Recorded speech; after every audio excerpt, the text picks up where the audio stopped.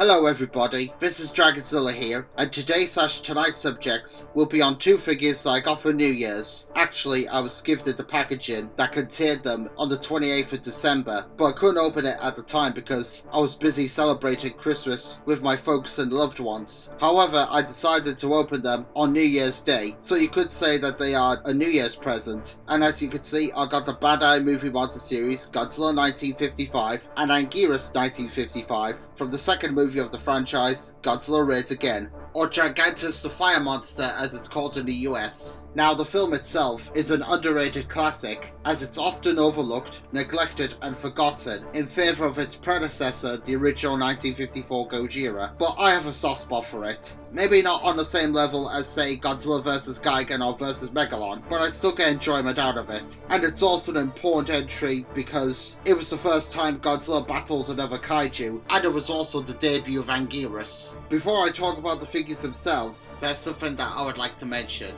Despite this review showing Godzilla with a companion kaiju, not all reviews on every large Godzilla figure that I own in the collection will be like this. In some, he'll be by himself, and in others, he'll be accompanied by a second monster.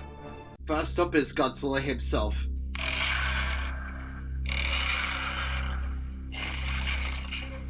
And as you know, this is the second incarnation of the King.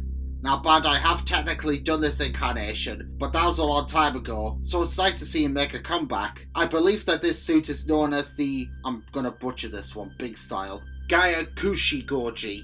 My Japanese is terrible, so I can only call him by the year that the movie came out, which is 55 Godzilla. This depiction is very well known for his large canines, making him look more like a reptilian vampire, and it's because of his vampire/uncanny valley appearance. He has, fun fact, been used for many Godzilla online horror stories, such as the Suitmation Trials and Man in a Suit, all thanks to his creepy design. And thus the creepy music that's also playing right now also makes him look even more uneasy. His build is quite slender when compared to the original suit, which was thick and bulky, and because the sequel was the first time that he would battle a rival kaiju, who we'll be looking at shortly, using that heavy suit from the previous film would have been a nightmare, hence why he was more slender in appearance. My only criticism of the figure is that, again, like on Minus Goji, one of the dorsal spines is tilted. Can't really tell if it was like that on the suit, because the movie was all in black and white. Anyways, I'm always having him face forward, so don't really matter. And it is unnoticeable for the most part. His paint job is a mixture of dark and light grey, which is no surprise because the film, like I've just said, was in black and white, and this is a black and white model, so it makes sense. And for sizing, here he is with his 1954 predecessor. I think that he's got a slimmer build to Gojira, but to be fair, 55 Godzilla does look like he's on diet pills. I really do like Godzilla 1955, such an underrated design, as he too, like his movie, lives in the shadow of 54, but very popular for horror enthusiasts. I believe that he is my 6th favourite incarnation of the character, and it's fantastically great that Bandai have brought him back.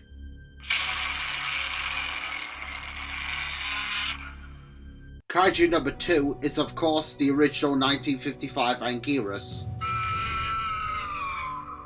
Now, even though I do prefer the second incarnation of Anguirus, who debuted in Destroy All Monsters, however, the very first depiction is in second place, for me at least, as he's not only part Ankylosaurus, but he is also part dragon as well. Well, so are most other incarnations of the character. However, they were kind of more dinosaur-like in appearance, where the original 55 has a dragon-like face. Despite this too being a black and white figure, as he too is painted in the same colour scheme as Godzilla, despite the pictures showing him to be a greyish blue sort of colour, his mouth is surprisingly red. At first I thought this was because this was the colour of the suit, however some sources say that the suit itself was actually an emerald green colour, but whatever the colour the suit was, you can't deny that it looks nice. Bandai claimed to have done the 55 Anguirus before many years ago as part of an anniversary set, but that was actually the 68 Anguirus that they already had, and all they did was paint it black and white, where this however is more like it. Out of all the Kaiju vinyl figures that Bandai have done so far, whether they've been Godzilla, Ultraman and Gamera, 55 Anguirus is unique, because he is posed differently, not just standing straight. For the first time ever, Bandai have posed a figure